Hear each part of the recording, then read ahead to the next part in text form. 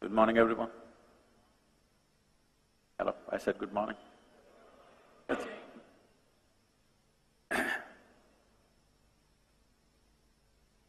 The moment we are born as human beings, life has become very complicated. If you had come here like any other creature on this planet, stomach full, life settled. Once you come here as a human being, stomach empty, only one problem. Stomach full, 100 problems. Because what you call as human is not going to be settled by fulfilling your survival needs. If you had come like any other creature, survival would fulfill your life. Eating, sleeping, reproducing, dying one day would be a complete process. Once you come as a human being, all these things you have to do, but only when survival is in question, it means something to you. Once it is there, it means nothing to you. Because what is human kicks in only after your survival is taken care of. So, what is this whole thing? In the evolutionary process, we are supposed to be on the top of the pile on this planet. If you look at this topmost creature on this planet, also the most miserable creature on the planet. Every other creature, if their survival requirements are taken care of, they're just quite okay. Maybe they're not ecstatic, but at least peaceful. But today you see, human beings, even the so-called spiritual leaders unfortunately, are saying peace is the highest goal in your life. Just now somebody asked me, how to attain ultimate peace? Spiritual leaders are going about teaching, peace of mind is your goal. Such people will only rest in peace. It'll only happen when they're dead. Till then it won't happen. Peace is not an ultimate goal of your life. If you want to enjoy your lunch today, you must at least be peaceful, isn't it? Hello? Are we in talking terms? Are we in talking terms or is there a problem?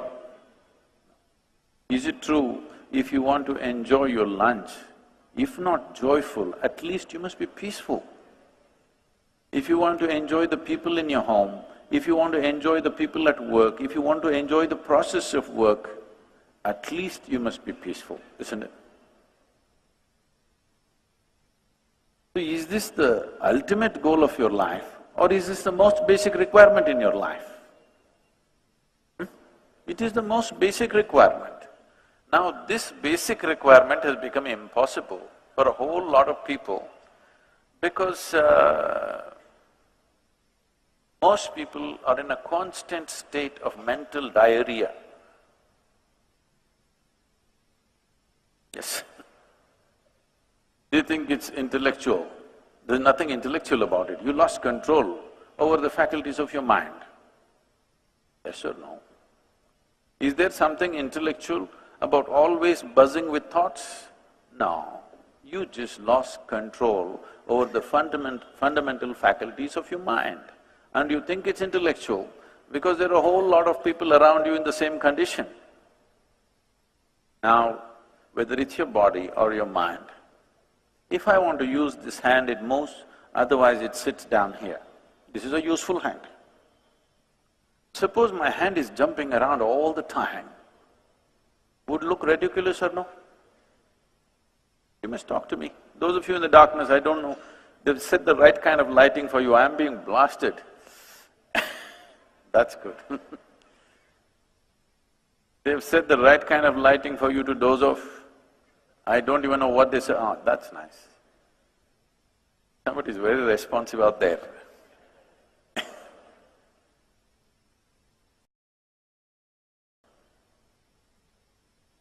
Now, would this not be ridiculous if your body started doing its own things without your permission? Yes. Is it not equally ridiculous that your mind is doing things without your permission? Your only comfort is others cannot see you, but now you're lit up. Sitting in the darkness of your mind, you think others cannot see it. No, if they pay enough attention, they can see it. Yes? So, if we want to live a sensible life, forget about a spiritual life, forget about some phenomenal life. If we want to live a sensible life, at least being peaceful and joyful is a basic requirement, isn't it? To just live sensibly, I'm saying, not to live some phenomenal life. But that is not happening to over 90% of the humanity because we have taken wrong steps and we think we can fix it by fixing the whole world.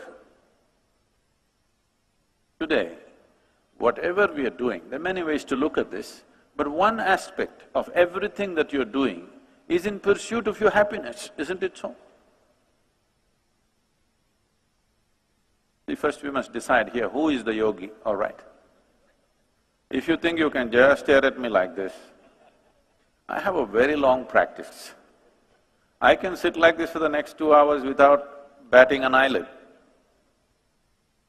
Hello? We're talking, all right? Is it true that if your body and your mind took instructions from you, naturally you would create utmost pleasantness for yourself? Yes or no? If unpleasantness is happening, obviously your body and your mind not taking instructions from you. This out-of-control state, you're giving it all kinds of names. If you are given a choice for yourself, pleasantness would be the choice, highest level of pleasantness, isn't it? What you want for your neighbor may be debatable, but what you want for yourself is clear, isn't it? Pleasantness means what? If you're pleasant in your body, we call this health. If it becomes very pleasant, we call it pleasure. If you're pleasant in your mind, we call this peace. If you become very pleasant, we call it joy. If you become pleasant in your emotion, we call this love. If you become very pleasant, we call it compassion. If you become pleasant in your very life energies, we call this blissfulness. If you become very pleasant, we call it ecstasy. If your surroundings become pleasant, we call this success. This is all you're looking for in your life, isn't it so? You want your insides pleasant, you want your outsides pleasant. Organizing outside pleasantness needs a certain amount of skill, certain amount of cooperation from many people around you. There are many forces in the outside situation. You must have the skill to get the cooperation of… If you can keep the cameras down, please, those of you who are on… You want to look at me through your third eye, you can do it, but not an apple eye, okay?